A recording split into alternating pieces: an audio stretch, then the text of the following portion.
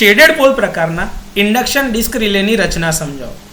તો shaded pole induction disc relay એ alternating current પર ઓપરેટ થતી પ્રોટેક્ટિવ રિલે છે જે ઇન્ડક્શન સિદ્ધાંત ઉપર જ કાર્ય કરે છે. આ પ્રકારના રિલે મુખ્યત્વે ઓવર કરંટ અને અર્થફોલ્ટ પ્રોટેક્શન આપવા માટે જ વપરાય છે. જો તમે અહીંયા આકૃતિમાં જોઈ શકતા હોય તો અહીંયા તમારી પાસે એક સી આકારનો ઇલેક્ટ્રોમેગ્નેટ મૂકેલો છે જે આયન કોર છે, જેમાં વચ્ચે તમે જોતા હોય તો એક એલ્યુમિનિયમની ડિસ્ક સ્પિન્ડલ ઉપર ટેકવેલ છે. આ જે સ્પિન્ડલ પર માઉન્ટ કરેલી ડિસ્ક તમે જોઈ શકતા હોય તો એ આ જે સી શેપનું ઇલેક્ટ્રોમેગ્નેટ છે એની વચ્ચેની જગ્યામાં ફરી શકે એવી રીતે મૂકવામાં આવે છે. કોઇલને આયન કોર ઉપર વીંટાળવામાં આવે છે. તમારી કોઇલ જે છે ઓપરેટિંગ કોઇલ એને વીંટાળેલી છે અને કોરના બે છેડા બે ભાગની અંદરમાં વહેંચેલા છે. આ એક પાર્ટ અને આ નીચેનો, એટલે બે ભાગમાં વહેંચાયેલું છે.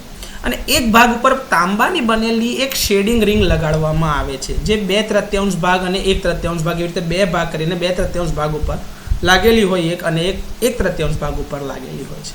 તો આવી રીતે બે પાર્ટ થયા છે ઉપરના છેડાના.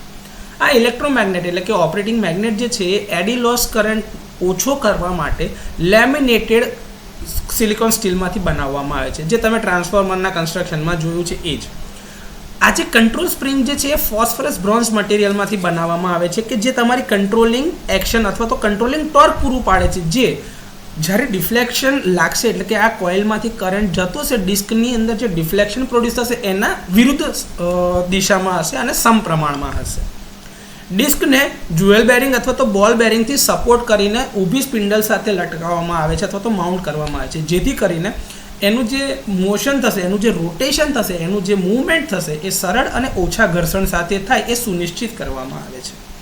ડિસ્કની નજીક મૂકવામાં આવેલ પરમનન્ટ મેગ્નેટ એટલે કે કાયમી જે ચુંબક છે એ એડી કરંટ બ્રેકિંગ ટોર્ક આપવા માટે ઉપયોગી છે, જે રિલેના ઓપરેટિંગ ટાઈમને કંટ્રોલ કરી શકે છે.